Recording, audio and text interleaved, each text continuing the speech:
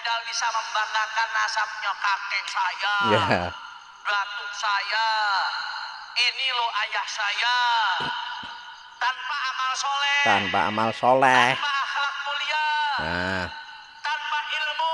tanpa ilmu, modal membanggakan nasab, itu namanya perbuatan jahiliyah. Melihat polemik nasab yang ada saat ini, makin banyak saja orang di Indonesia yang makin mengerti dan makin tahu dan makin memahami tentang siapa sebenarnya para Ba'alawi dari Yaman. Tentu saja hal ini sangat merugikan pihak Ba'alawi, karena dampaknya banyak orang di Indonesia atau orang di Nusantara yang sudah tidak percaya lagi kepada habaib. Itu berarti habaib kalau mau memerintahkan segala sesuatu atau mau menganjurkan segala sesuatu atau mau menginstruksikan segala sesuatu, hal itu tidak lagi didengarkan oleh masyarakat di negeri ini. Kenapa demikian? Ya karena rakyat Indonesia sudah bosan dan sudah sering dibohongi, sudah sering dikelabui oleh pengakuan mereka. Namun setelah ramenya polemik nasab, sekarang para habaib membuat cara baru. Jadi melakukan berbagai hal, salah satunya adalah dengan ceramah. Di dalam ceramah tersebut, haluan yang diambil tidak lagi seperti yang dulu. Kalau dulu mereka sering membangga-banggakan nasab leluhurnya. Tapi sekarang berbeda lagi. Membangga-banggakan nasab leluhur itu dilarang. Ini penjelasannya si Hanif Al-Athos. Kita simak dulu videonya, nanti baru kita komentari. Kata Nabi Sallallahu Alaihi Wasallam. Ya, kata Nabi. Dalam sebuah hadisnya Rasulullah Sallallahu Alaihi Wasallam mengatakan ada 4 perkara. Nah, perbuatan jahiliyah. Orang jahiliyah nggak ninggalkan 4 perkara tersebut. Ya. Nabi ngasih tahu ini supaya kita tidak terjebak dalam perbuatan jahiliyah. Apa 4 perbuatan tersebut kata Nabi? 4.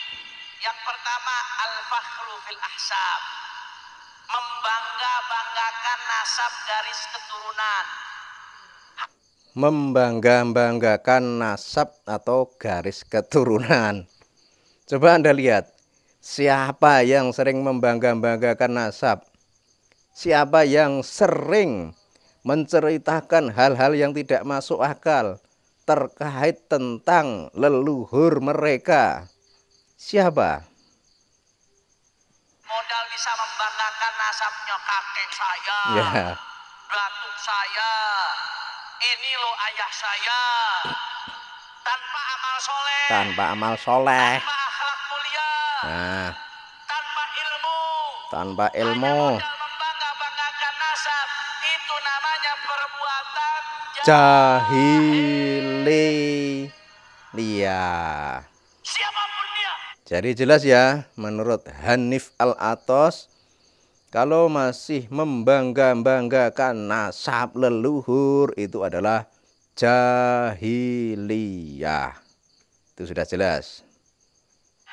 Mau habibnya, mau sadahnya, asyrafnya sebagai keturunan Nabi, mau cucu walinya, mau cucu kiainya, kalau hanya bisa modal membanggakan nasab saja, tanpa beramal soleh, tanpa berakhlak mulia, jahiliyah, saudara. Jahiliyah.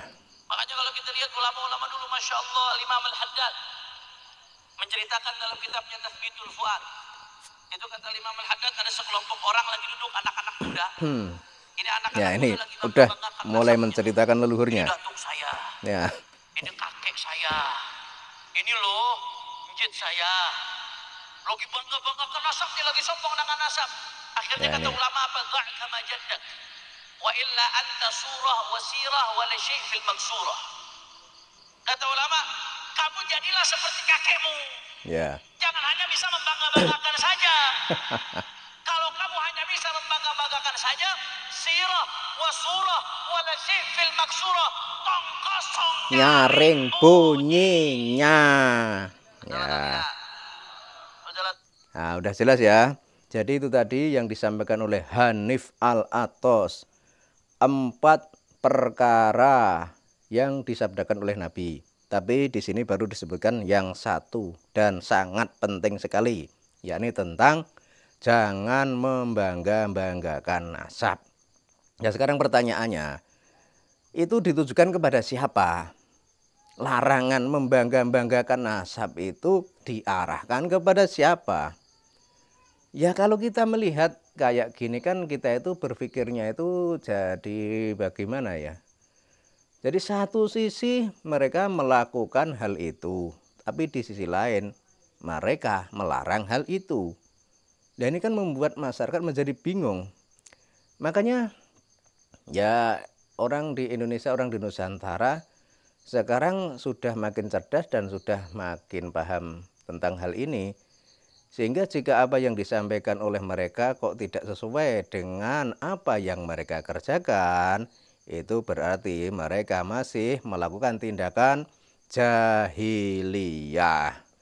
Jadi di sini bisa dikatakan bahwa sebenarnya Hanif Al-Athos ini sudah mengikuti apa yang menjadi anjuran Kiai Haji Imaduddin Utsman Al-Bantani.